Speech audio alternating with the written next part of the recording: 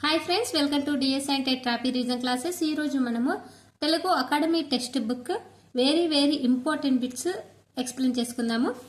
తెలుగు సంబంధించి mainly 3rd class నుండి 10th class వరకు మనం టెక్స్ట్ బుక్స్ రీడ్ చేస్తే సరిపోతుంది. ఎందుకంటే వాటి నుండే క్వశ్చన్స్ వస్తాయి. కాబట్టి మనం టెక్స్ట్ బుక్లోని క్వశ్చన్స్ ఎక్స్ప్లెయిన్ చేసుకుందాం. ఇప్పుడు ఫస్ట్ క్వశ్చన్, తెలంగాణ వైభవం పాఠం ఏ ప్రక్రియకు చెందింది? తెలంగాణ వైభవం పాఠం ఏ ప్రక్రియకు చెందింది? ఆప్షన్స్: గేయం, ఆప్షన్ 2 కథ, ఆప్షన్ 3 వ్యాసం, ఆప్షన్ 4 కథ, ఆత్మకథ. చెప్పండి, తెలంగాణ వైభవ పాఠం ఏ ప్రక్రియకు చెందింది? అది దేని గురించి చెప్తుంది? ఇప్పుడు తెలుసుకుందాం. తెలంగాణ వైభవం అనే లెసన్, దీని యొక్క ప్రక్రియ ఏంటంటే గేయం, ఇతివృత్తం, సంస్కృతి. ఉద్దేశం ఏంటంటే తెలంగాణ రాష్ట్రం ప్రకృతి వనరులకు, కళలకు, కవులకు, త్యాగధనులకు, ఘన చరిత్రకు, చారిత్ర కట్టడాలకు నిలయమని చెప్పడమే ఈ పాఠం యొక్క ఉద్దేశం. ఓకేనా? ఇప్పుడు మన ఆన్సర్ ఏంటి? ఫస్ట్ క్వశ్చన్ ఆన్సర్, తెలంగాణ వైభవం పాఠం ఏ ప్రక్రియకు చెందిందంటే ఆన్సర్ ఇస్ గేయం. First option is correct. Next question, Telangana వైభవం పాఠ్యభాగ ఇతివృత్తం ఏంటి? ఇంతకుముందే తెలుసుకుందాం. తెలంగాణ యొక్క వైభవం పాఠ్యభాగ ఇతివృత్తం. ఆప్షన్స్: దేశభక్తి, విలువలు, సంస్కృతి, నైతిక విలువలు. తెలంగాణ వైభవం పాఠం యొక్క ఇతివృత్తం సంస్కృతి. థర్డ్ క్వశ్చన్, తెలంగాణ రాష్ట్రం ప్రకృతి వనరులకు, కవులకు, కళాకారులకు, త్యాగధనులకు, చారిత్రక కట్టడాలకు నిలయమని తెలియజెప్పే పాఠం. అంటే తెలంగాణ రాష్ట్రం ప్రకృతి వనరులకు, కవులకు, కళాకారులకు, త్యాగధనులకు, చారిత్ర కట్టడాలకు నిలయమని చెప్పే పాఠం. నేను గోదావరిని, దేశంను ప్రేమించున్న, కళారత్నాలు, తెలంగాణ వైభవం. ఆన్సర్ ఇస్ తెలంగాణ వైభవం. Fourth option is correct. Next question, Medak చర్చిలో తలుకు డాష్ తర్వాతి పాదం. మెదక్ చర్చిలో తలుకు డాష్ తర్వాతి పాదం. బుద్ధ కథలను తెలుపు, జాతక కథలను తెలుపు, క్రీస్తు కథలను తెలుపు, పంచతంత్ర కథలను తెలుపు.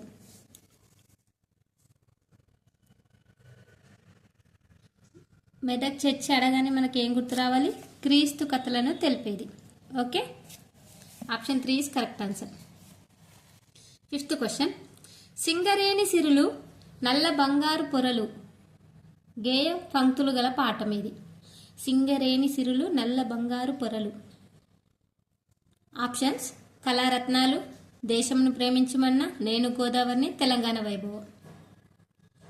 ఆన్సర్ ఇస్ తెలంగాణ వైభవం. నెక్స్ట్ క్వశ్చన్, సున్నా విసర్గ, సున్నా అరసున్నా విసర్గలను ఏమంటారు? పరుషాలు, సరళాలు, ఉభయాక్షరాలు, వ్యంజనాలు. ఏమంటారు? సున్నా అరసున్నా విసర్గాలను ఉభయాక్షరాలు అంటాం.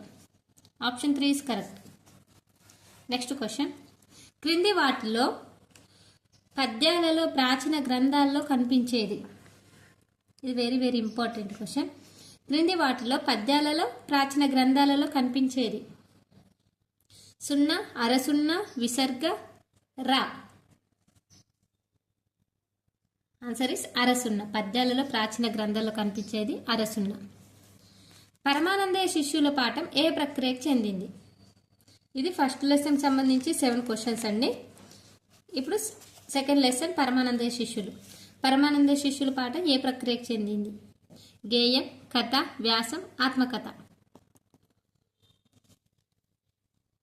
ఇక్కడ చూద్దాం. పరమానంద శిష్యుల యొక్క ప్రక్రియ కథ, ఇతివృత్తం హాస్యం. దీని యొక్క ఉద్దేశం ఏంటంటే కథల ద్వారా హాస్య రసాన్ని పిల్లలకు అందించి ఆనందింపజేయడమే ఈ పాఠం యొక్క ఉద్దేశం. ఓకేనా? ఇందులో పాఠంలో పరమానంద శిష్యులు ఎంతమంది ఉంటారు? 12 మంది ఉంటారు. శిష్యులు పక్క ఊరికి వెళ్ళవలసి వచ్చినప్పుడు తిరుగు ప్రయాణంలో అడ్డు వచ్చింది ఏంటి? వాగు. అనేది ఒకరికి సంతోషం కావాలి కానీ మరొకరికి దుఃఖం కాకూడదు. ఇప్పుడు 8th క్వశ్చన్ ఆన్సర్ ఏంది? పరమానంద శిష్యులు పాఠం యొక్క ప్రక్రియ కథ. నెక్స్ట్ క్వశ్చన్, పరమానంద శిష్యులు పాఠ్యభాగ ఇతివృత్తం ఏంటి? పరమానంద శిష్యు యొక్క పాఠ్యభాగం యొక్క ఇతివృత్తం ఏంటి? సంస్కృతి, దేశభక్తి, హాస్యం, నైతిక విలువలు. దేని గురించి తెలియజేస్తుంది పాఠం యొక్క ఇతివృత్తం? హాస్యం గురించి తెలియజేస్తుంది. Option 3 is correct answer. పరమానందయ్యకు ఎంతమంది శిష్యులు? 12 మంది శిష్యులు. ఇది అందరికీ తెలిసింది. ఇప్పుడు పరమానంద లెసన్ సంబంధించి క్వశ్చన్స్ అయిపోయినాయి. నెక్స్ట్ వినాయక చవితి పాఠం. వినాయక చవితి పాఠం ఏ ప్రక్రియకి చెందింది? వినాయక చవితి పాఠం గేయం, కథ, వ్యాసం, ఆత్మకథ. ఇక్కడ చూడండి, వినాయక చవితి అనే లెసన్ పాఠం యొక్క ప్రక్రియ వ్యాసం, ఇతివృత్తం సంస్కృతి, ఉద్దేశం. హిందువులు జరుపుకునే ముఖ్యమైన పండుగల్లో వినాయక చవితి ఒకటి. ఆ పండుగ విశేషాలు మరియు జాతీయ సమైక్యతను ఆ పండుగ ఎట్లా దోహదపడుతుందో తెలియజేయడమే ఈ పాఠం యొక్క ఉద్దేశం. క్వశ్చన్స్. ఇప్పుడు వినాయక చవితి పాఠం ఏ ప్రక్రియకు చెందింది? ఆన్సర్ ఇస్ వినాయక చవితి పాఠం ఏ ప్రక్రియకు చెందింది? వ్యాస ప్రక్రియకు చెందింది. నెక్స్ట్, వినాయక చవితి పాఠం యొక్క ఇతివృత్తం ఏంటి?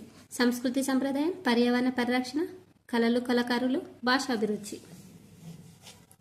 దీని యొక్క ఇతివృత్తం ఏంటంటే సంస్కృతి సంప్రదాయాలు. Option 1 is correct. Next question. భాద్రపద శుక్లపక్ష చతుర్థి నాడు జరుపుకునే పండుగ ఏది? బోనాలు, బతుకమ్మ, వినాయక చవితి, దీపావళి. ఇది వెరీ వెరీ ఇంపార్టెంట్. దీని ఆన్సర్ వినాయక చవితి. కానీ క్వశ్చన్ ఈ విధంగా కూడా అడగచ్చు. వినాయక చవితి ఏ రోజు నాడు జరుపుకుంటారు? వినాయక చవితి ఏ రోజు నాడు జరుపుకుంటారు? ఎప్పుడు? భాద్రపద శుక్లపక్ష చతుర్థి నాడు జరుపుకుంటారు. Next question. గణేశుని వాహనం ఏది? నంది, అనింద్యుడు, నెమలి, సింహం. ఇది ఇంపార్టెంట్ అండి.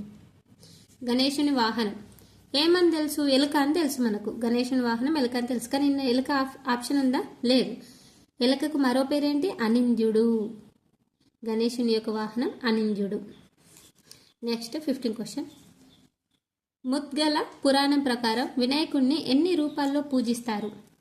ముద్గల పురాణం ప్రకారం వినాయకుడిని ఎన్ని రూపాల్లో పూజిస్తారు? 22, 32, 42, 48. ముద్గల పురాణం ప్రకారం వినాయకుడిని 32 రూపాల్లో పూజిస్తారు. Option 2 is correct. ఇది వెరీ వెరీ ఇంపార్టెంట్ అండి. కార్యరంభాలకు అధిపతి ఎవరు? అంటే మనం కార్యాన్ని స్టార్ట్ చేసేటప్పుడు అధిపతి కార్యాన్ని స్టార్ట్ చేయాలంటే ఏ దేవునికి మొక్కి స్టార్ట్ చేయాలి? ప్రథమ పూజ్యుడు ఎవరు? వినాయకుడు, కుమారస్వామి, ఈశ్వరుడు, వెంకటేశ్వరుడు. కార్యరంభాలకు అధిపతి వినాయకుడు. ఇది important. Next question. Balagangadhar Tilak Vinayaka Chavithi ఉత్సవాలు ప్రారంభించడానికి గల ప్రధాన ఆశయం ఏంటి? ఆప్షన్స్. ఆధ్యాత్మిక ఐక్యత, జాతీయ సమైక్యత, ఉత్సవాలకు భారీ విగ్రహాల ఏర్పాటు, సాంస్కృతిక కార్యక్రమాల ఏర్పాటు. Important question. బాలగంగాధర్ తిలక్ వినాయక చవితి ఉత్సవ ప్రారంభానికి గల ప్రధాన ఆశయం ఏంటంటే జాతీయ సమైక్యత. Okay. Next 18 question. Vinayaka Chavithi రోజు పూలతో పాటు ఎన్ని రకాల ఆకులతో పూజ చేస్తారు? 11 రకాలు, 12 రకాలు, 21 రకాలు, 32 రకాలు. వినాయకుడిని ఎన్ని ఆకులతో పూజిస్తారు? ఆన్సర్ ఈస్ 3, అంటే 21 ఆకులతో పూజిస్తారు. Next question. మీరు ఇటువంటి క్వశ్చన్ ఎక్కడ కూడా చూసుండరు, కానీ లెసన్కి సంబంధించి చాలా ఇంపార్టెంట్. గణాలకు అధిపతి అయినందున అతనికి ఏ పేరు వచ్చింది? గణాలకు అధిపతి అయినందున లంబోదరుడా, విఘ్నేశ్వరుడా, వినాయకుడా, గణపత. గణాలకు అధిపతి కాబట్టి గణపతి అని పేరు వచ్చింది. ఓకే. విశిష్టమైన నాయకుడు అయినందువల్ల వినాయకుడు. ఇక్కడ నాయకుడు వినాయకుడు. విఘ్నాలకు అధిపతి అయినందున విఘ్నేశ్వరుడు. బాణ వంటి పెద్ద పొట్ట ఉండడం వల్ల లంబోదరుడు. ఇవి వినాయకుని యొక్క పేర్లు. ఆ పేర్లు ఎందుకు వచ్చాయో కూడా వాటి యొక్క సొల్యూషన్ ఆన్సర్. నెక్స్ట్ ఇప్పుడు చూడండి, వినాయక చవితి లెసన్ చదువుతాం. వాటికి సంబంధించి మనకు బిట్స్ తెలియాలంటే ఇటువంటి బిట్స్ ప్రాక్టీస్ చేయడం వల్ల మనకు చాలా యూస్ఫుల్గా ఉంటుంది. చదివిన కంటెంట్ మర్చిపోకుండా కూడా ఉంటుంది. ఎందుకంటే చదివింది మనం ఎంత శాతం చదివినాం అనేది ఈ బిట్స్ చేయడం ద్వారా చాలా యూజ్ అవుతుంది. వినాయక చవితిని జాతి సమైక్యత కోసం వినియోగించిన వారెవరు? బాలగంగాధర్ తిలక్, నెహ్రూ, గాంధీ, శివాజీ. ఎవరు? బాలగంగాధర్ తిలక్. ఇంతకుముందు ఆల్రెడీ చెప్పుకున్నాం. నెక్స్ట్, ఏ రాష్ట్రంలో వినాయక చవితిని అత్యంత వైభవంగా చేస్తారు? ఏ రాష్ట్రంలో? తెలంగాణ, మహారాష్ట్ర, ఆంధ్రప్రదేశ్, తమిళనాడు. ఏ రాష్ట్రంలో వినాయక చవితిని అత్యంత వైభవంగా చేస్తారు? Answer is Maharashtra. మహారాష్ట్రలో అత్యంత వైభవంగా చేస్తారు. అనింద్యుడు అనగా ఎవరు? ఇంతకుముందు చెప్పాను. అనింద్యుడు అంటే ఎవరు? పాము, నెమలి, నంది, ఎలుక యొక్క మరో పేరు అనింద్యుడు. నెక్స్ట్ పంటసిరి లెసన్ గురించి నేను నెక్స్ట్ వీడియోలో ఎక్స్ప్లెయిన్ చేస్తాను. ఈ వీడియో మీకు నచ్చితే ఖచ్చితంగా లైక్ చేయండి. నెక్స్ట్ వీడియో మనకు పంటసిరి గురించి నేను నెక్స్ట్ రంజాన్, పంటసిరి, నెక్స్ట్ దేవశంను ప్రేమించుమన్న ఈ లెసన్కి సంబంధించి బిట్స్ ఎక్స్ప్లెయిన్ చేస్తాను. Thank you.